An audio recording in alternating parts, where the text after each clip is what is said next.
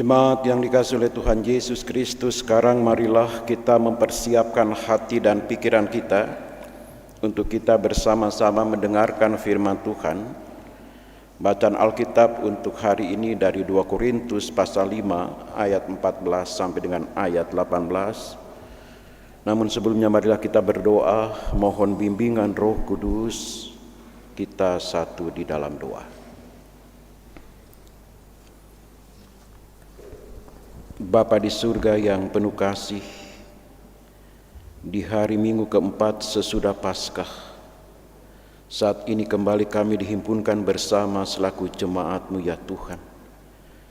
Kami yang telah hadir dan mengambil bagian dalam ibadah pada pagi hari ini, sungguh kami merindukan akan kebenaran firman-Mu ya Tuhan. Karena firman-Mu itu adalah pelita bagi kaki kami dan terang bagi jalan kehidupan kami. Oleh karena itu ya Bapa di sorga, berfirmanlah, karena kami sekalian anak-anak-Mu telah siap untuk mendengarkan akan firman-Mu ya Tuhan. Kiranya kami juga dibimbing dan dituntun oleh Roh Kudus, agar kami dapat mengerti dan memahami akan kehendak firman-Mu ya Tuhan, dan kami dapat melakukan firman Tuhan itu dalam kehidupan beriman kami sehari-hari. Di dalam nama Tuhan Yesus Kristus yang adalah firman yang hidup, kami berdoa. Amin. Jemaat Tuhan, silakan berdiri untuk mendengarkan firman Allah yang dibacakan dari Alkitab. Haleluya.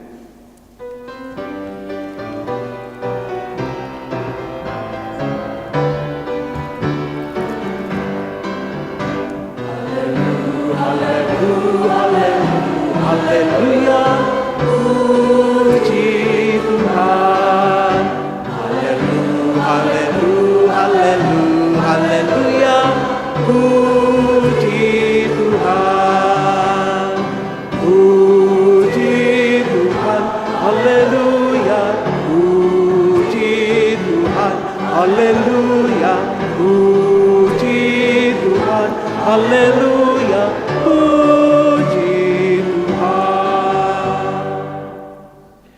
Pembacaan Alkitab dari 2 Korintus pasal 5 ayat 14 sampai dengan 18. 2 Korintus pasal 5 ayat 14 sampai 18 menyatakan, sebab kasih Kristus menguasai kami, karena kami telah mengerti bahwa jika satu orang sudah mati untuk semua orang, mereka semua sudah mati. Kristus telah mati untuk semua orang, supaya mereka yang hidup tidak lagi hidup untuk dirinya sendiri, tetapi untuk Dia yang telah mati dan telah dibangkitkan untuk mereka. Sebab itu, kami tidak lagi menilai seorang pun juga menurut ukuran manusia. Jika kami pernah menilai Kristus menurut ukuran manusia, sekarang kami tidak lagi menilainya demikian. Jadi, siapa yang ada di dalam Kristus, ia adalah ciptaan baru. Yang lama sudah berlalu, sesungguhnya yang baru sudah datang. Semuanya ini dari Allah, yang dengan perantaran Kristus telah mendamaikan kita dengan dirinya dan telah mempercayakan pelayanan pendamaian itu kepada kami. Demikian pembacaan Alkitab. Hendaklah perkataan Kristus tinggal dengan limpahnya di antara kamu, dan ucaplah syukur kepada Allah.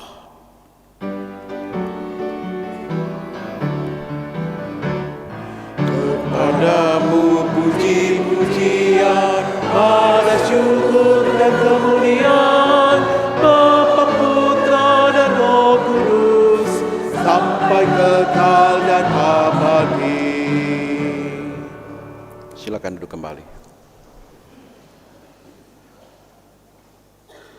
Shalom, Bapak Ibu Saudara dan anak-anak yang terkasih dalam Tuhan. Bagaimana kabar Bapak Ibu? Luar biasa ya. Bukan biasa di luar, luar biasa. Ya, adik-adik pelayanan, adik-adik PA yang juga hadir bersama saat ini, nanti mengisi pujian ya. Lalu kantoria PKP ya, PKP ya, organis ini, Karis, ya, luar biasa Karis. Dan Bapak Ibu Saudara semua yang mengambil bagian dalam ibadah pada pagi hari ini. Bapak Ibu Saudara, saya hendak mengawali renungan ini dengan gambar ini. Tolong ditampilkan gambarnya nih.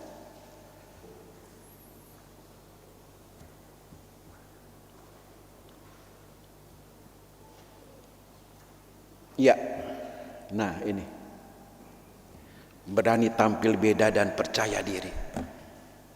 Ini sedang tren ini di kalangan masyarakat, apalagi para pemuda-pemudi ya, berusaha untuk tampil beda dengan penampilan, pakaian, gaya rambut, ya, maupun menggunakan berbagai macam aksesoris. Bukan hanya itu, yang berani tampil beda juga orang tua itu.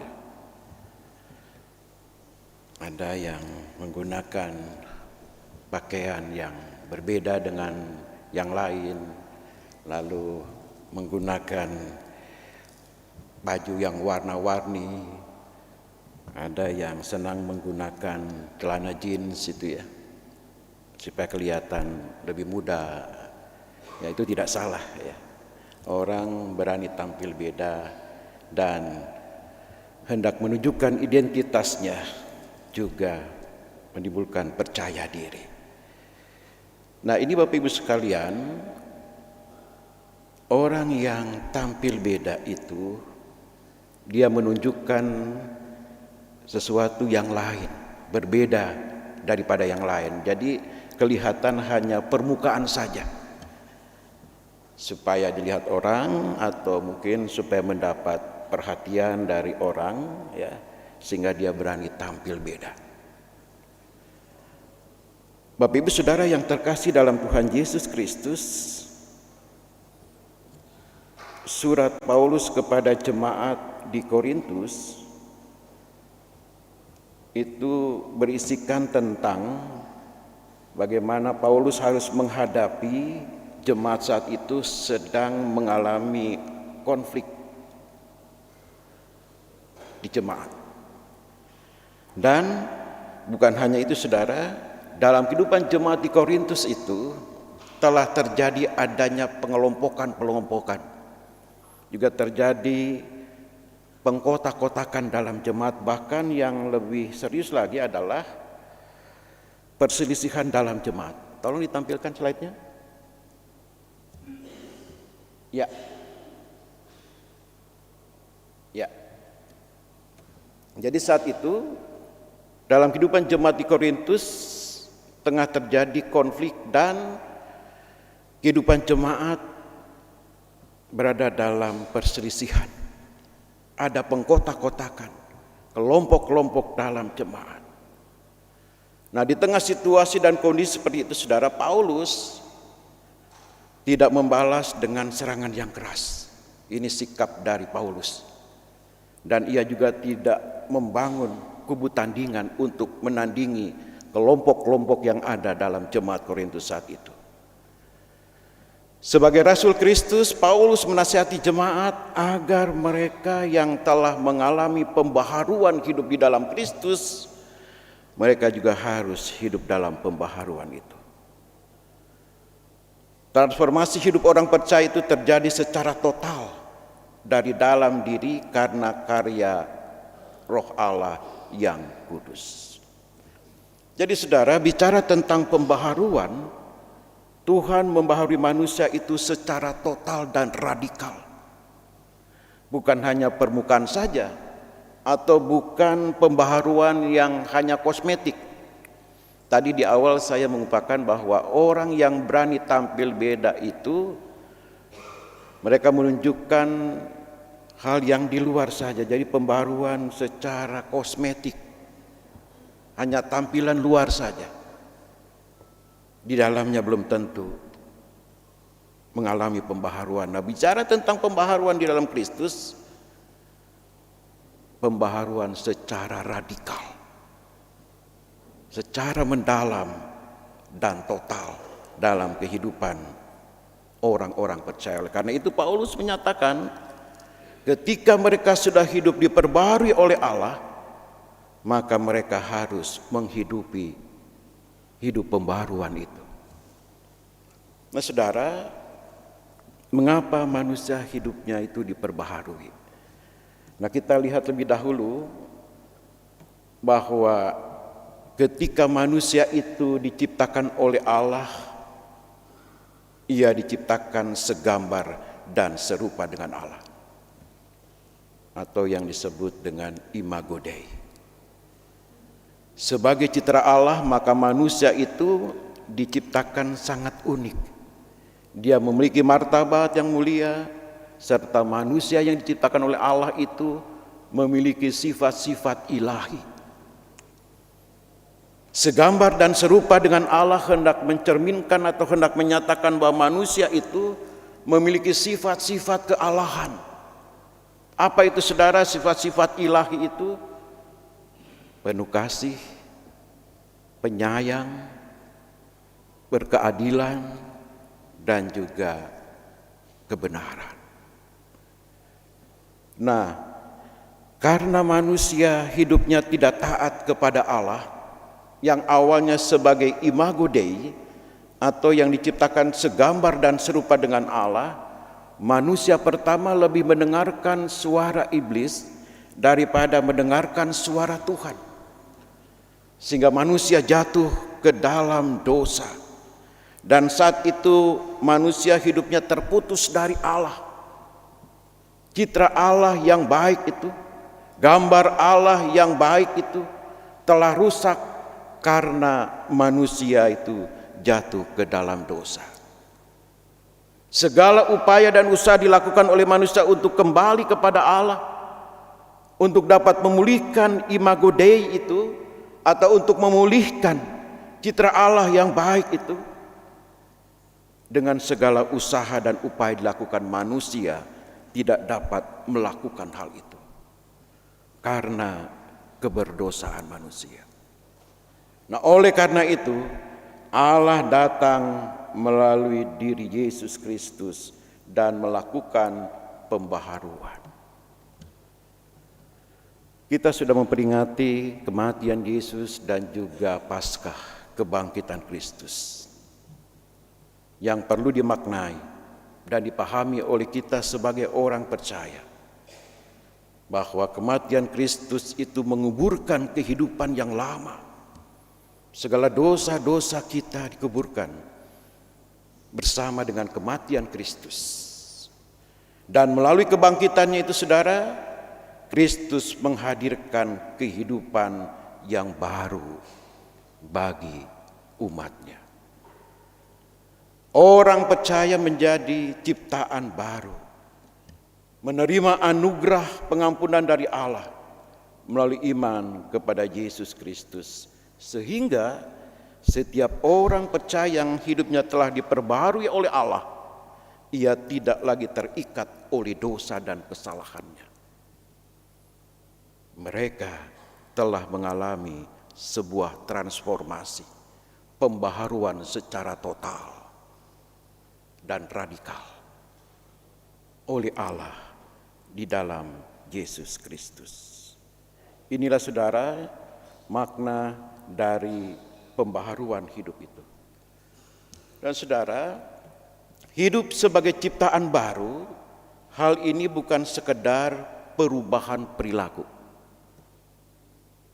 bukan hanya sekedar perubahan dari sikap dan perilaku, tetapi hidup sebagai ciptaan baru itu juga adalah perubahan paradigma atau perubahan cara pandang.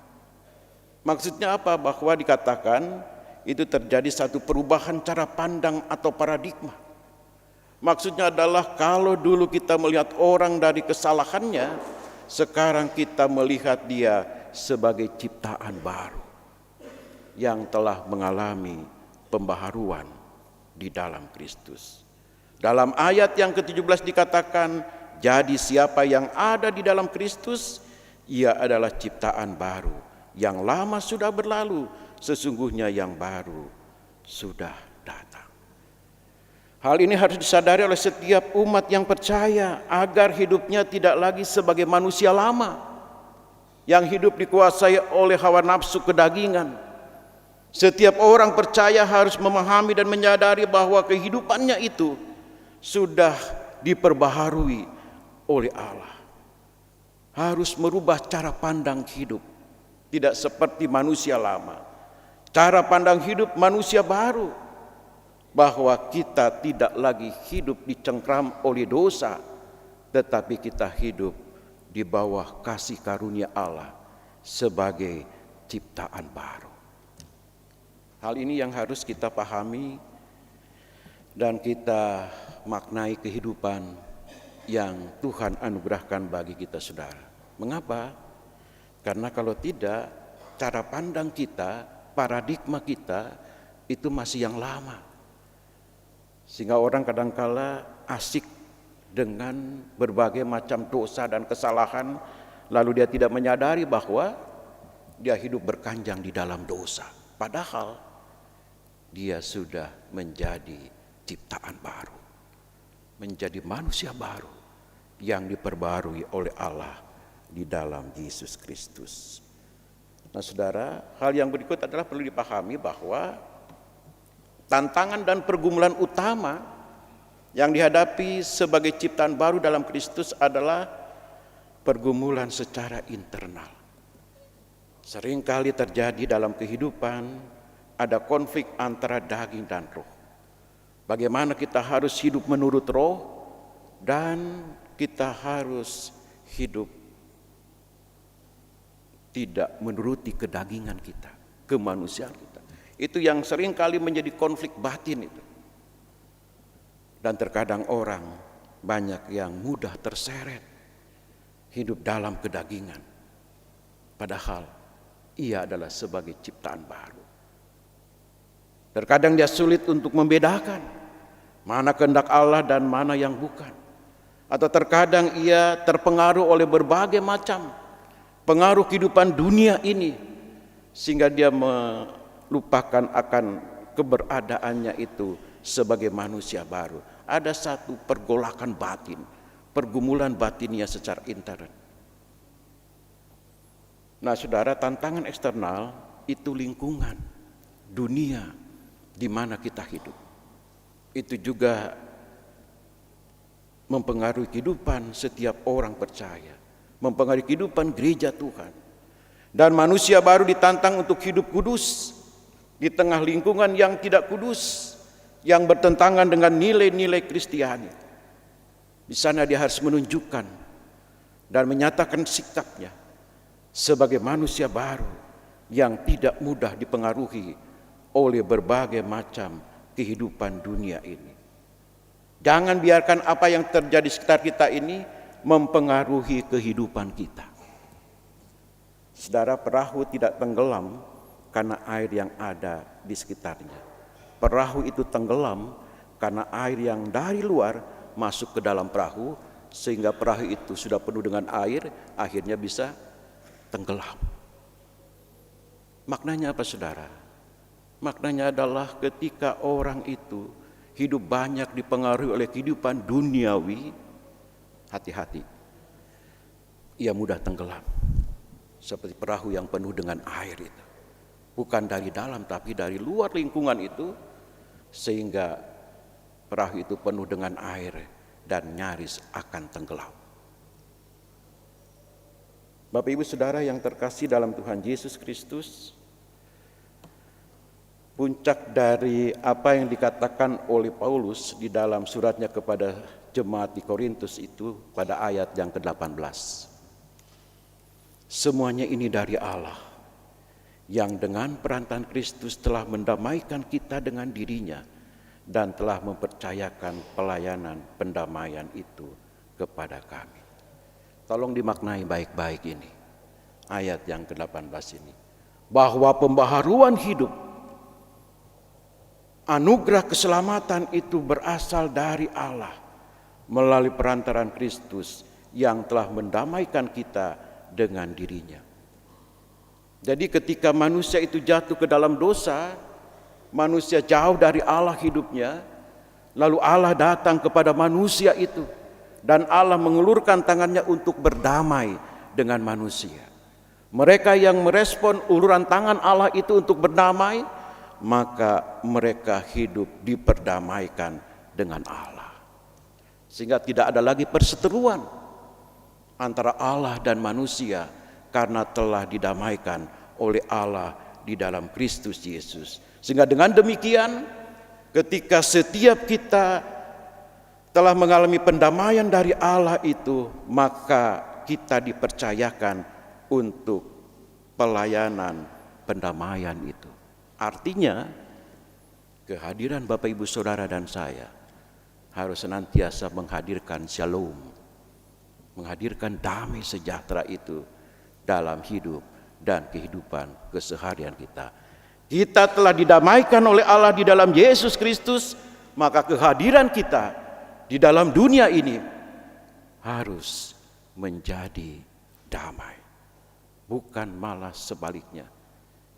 Orang yang seringkali menimbulkan konflik, orang yang seringkali menimbulkan perselisihan dan perseteruan. Kalau hal itu terjadi, maka kembali perlu dirubah cara pandangnya, paradigmanya itu.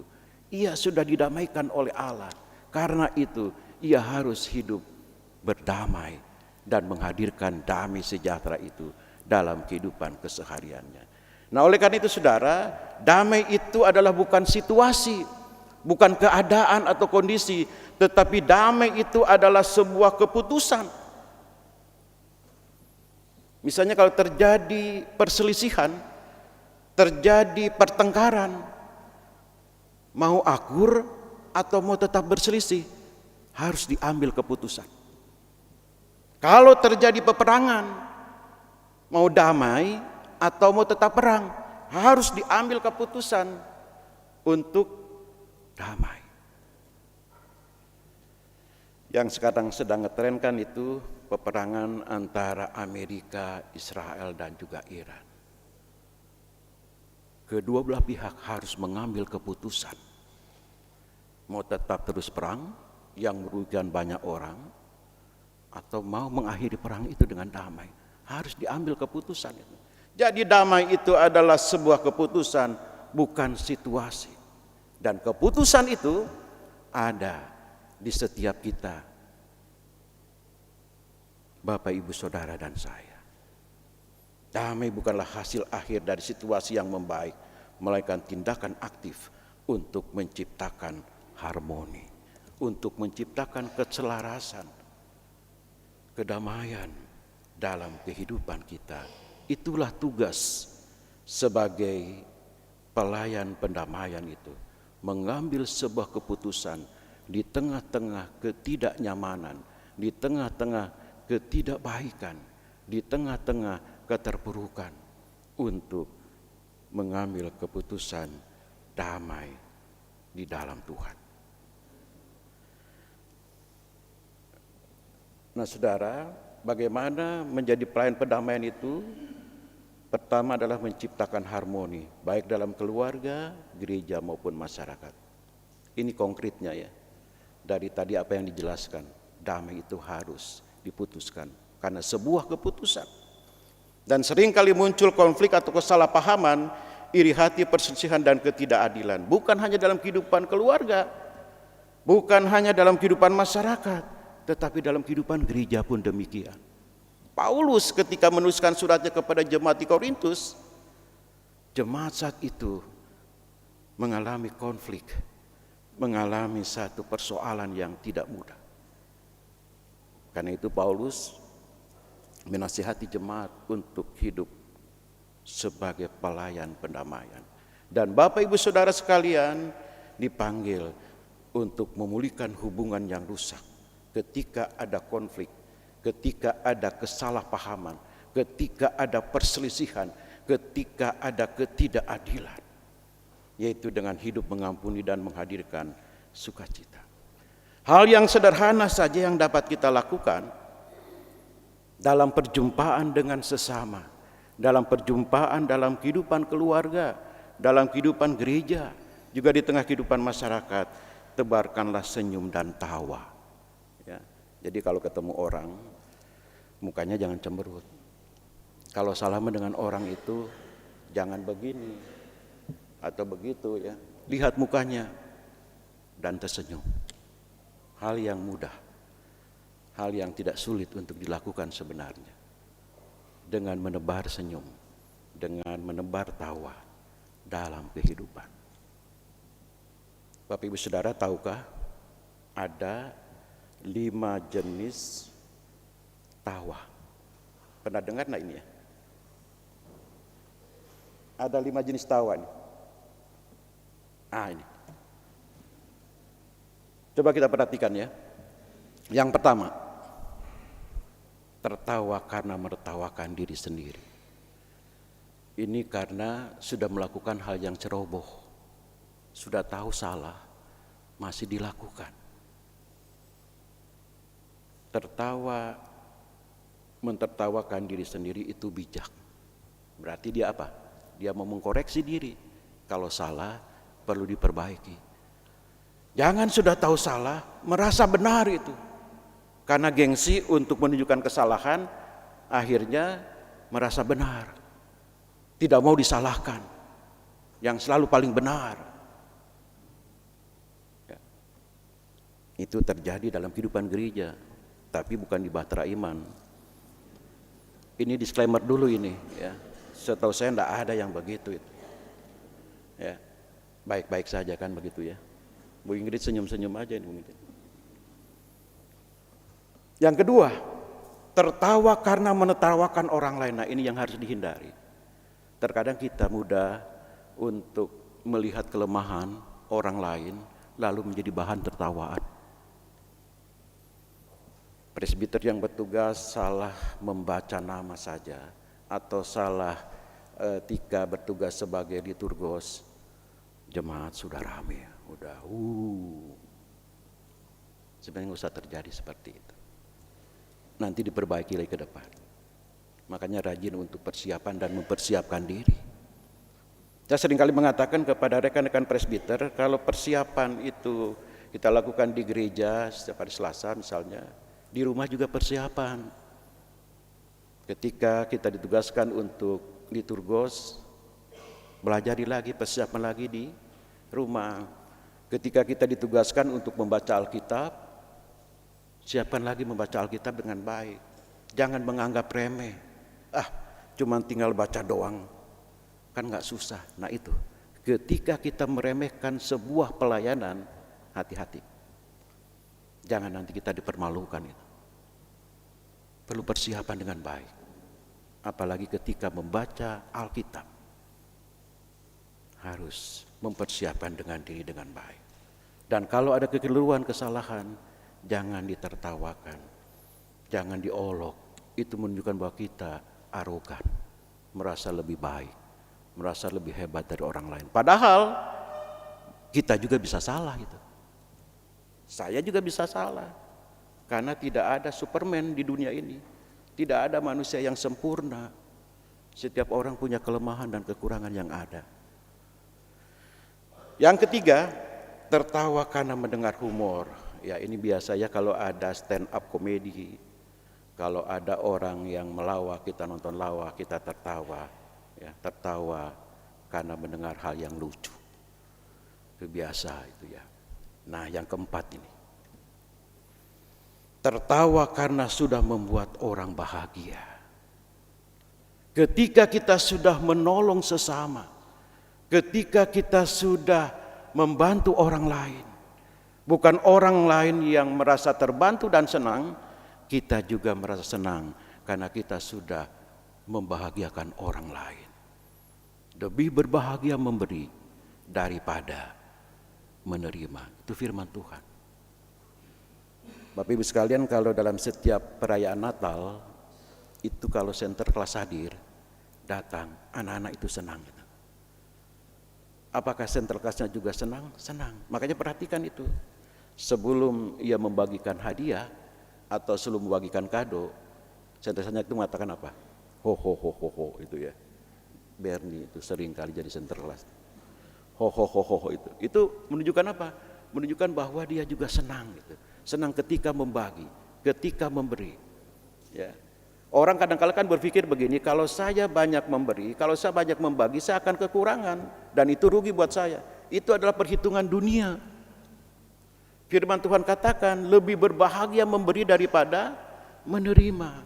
Kita merasakan kebahagiaan dan sukacita ketika kita melihat bahwa orang itu juga berbahagia. Tertawa, berbagi kasih dan sukacita, juga menolong orang lain dan juga dalam pelayanan.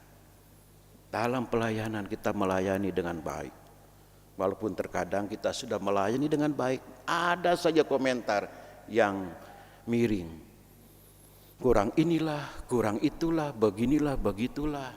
Memang terkadang lelah dalam pelayanan itu. Tapi walau lelah, tetaplah melayani Tuhan. Ada lagunya itu ya. Jangan lelah bekerja, jangan lelah bekerja di ladangnya Tuhan. Tapi barangkali kata yang tepat bukan jangan lelah. Karena hal kelelahan itu, kepenatan itu kan bisa terjadi. Dan semua kita alami. Jadi mungkin bukan jangan lelah, walau lelah. Kata walau yang dipergunakan. Jangan sampai, jangan pakai jangan. Walau lelah bekerja di ladang Tuhan, tetapi tetap setia melayani. Jujur kita kadang lelah, capek, bahkan mungkin jenuh dalam pelayanan. Tetapi jangan mengurangi semangat kita untuk tetap melayani sesama untuk kemuliaan nama Tuhan. Ketika orang itu dilayani, dia bahagia dan sukacita. Disitulah kita tersenyum, tertawa karena sudah membuat orang bahagia. Yang kelima, bahaya ini. Tertawa sendiri. Dalam situasi atau dalam keadaan apa kalau orang itu tertawa sendiri? Kalau dia sedang ngelamun, bengong, atau ketawa sendiri. Orang pegang HP pun bisa tertawa sendiri itu. Malah tertawanya itu sampai ngakak gitu. Nah, tahu apa yang ditertawain. Orang yang di sebelahnya itu lihat, kenapa itu orang itu begini apa gimana? Padahal dia mentang-mentang. Nah, ini bahaya ini. Sekali-kali tertawa, tapi jangan sering tertawa sendiri itu. Ya. Jadi kalau dari 5 jenis tertawa ini, mana yang menghadirkan sukacita dan damai sejahtera itu? Yaitu yang keempat.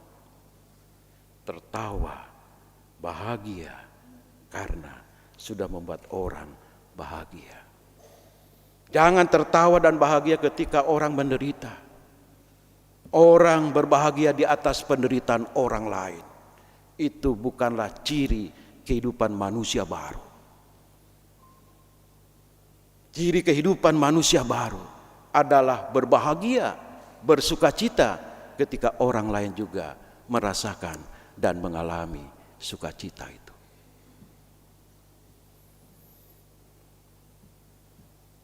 Hal yang berikut, yang kedua, Bapak Ibu sekalian, ini berkaitan dengan tema Hari Bumi, Our Power, Our Planet. Yang pada tanggal 22 April itu peringatan Hari Bumi. Jadi hal yang kedua menjadi pelayanan pendamaian itu peduli pada seluruh ciptaan Allah. Hal yang harus kita pahami bersama bahwa pendamaian Allah itu tidak terbatas pada manusia. Keselamatan itu bukan hanya terbatas kepada manusia, tetapi juga kepada dunia ini. Yohanes 3 ayat 16. Karena begitu besar kasih Allah akan dunia ini, bukan akan manusia. Karena begitu besar kasih Allah akan dunia ini, sehingga ia mengaruniakan anaknya yang tunggal. Jadi pendamaian, keselamatan, pemulihan itu juga termasuk di dalamnya adalah alam semesta. Mengapa demikian saudara? Karena sudah terjadi krisis ekologis. bumi menjerit dan sedang terluka. Ada orang yang menebang hutan sembarangan, lalu terjadilah longsor dan banjir. Siapa yang kena dampaknya kalau bukan manusia? Lalu air juga tercemar, kotor dan lingkungan tidak bersih karena mereka tidak menjaga lingkungan itu tetap lestari, tetap hijau. Nah, dalam peringatan Hari Bumi 2026, mengambil tema Our Power, Our Planet, artinya jelas bahwa kita manusia itu punya kuasa, tetapi kuasa yang diberikan oleh Allah itu kuasa yang harus bertanggung jawab. Jangan menyalahgunakan kuasa, akhirnya hidup tidak bertanggung jawab. Ini menjadi satu peringatan bagi kita. Melalui perenungan firman Tuhan pada pagi hari ini, menjadi pelayan pendamaian, itu kita berarti juga harus memelihara dan menjaga lingkungan hidup kita, supaya tetap dapat terjaga, terawat, terpelihara. Dan itu tugas kita manusia, tugas gereja, untuk selalu menghadirkan kehidupan yang baik. Sehingga dengan demikian Bapak Ibu Saudara, pendamaian sebagai anugerah Allah, dan Bapak Ibu Saudara sekalian diutus juga menjadi duta perdamaian. Dan itu juga adalah anugerah Allah. Allah mempercayakan pelayanan pendamaian itu kepada kita semua. Orang tua dan juga anak-anak ikut mengambil bagian di dalam pelayanan pendamaian itu. Dan karya pendamaian Allah bagi dunia ini sebagai karya yang universal dan terbuka, sehingga firman yang diberitakan adalah firman pendamaian. Kiranya Roh Kudus senantiasa menolong kita, memampukan kita untuk kita dapat memberitakan, mewartakan firman pendamaian itu dalam hidup dan kehidupan keseharian kita, baik dalam kehidupan keluarga, dalam kehidupan gereja, dan juga di tengah kehidupan masyarakat. Sehingga nama Tuhan senantiasa dimuliakan. Terpujilah Kristus. Amin.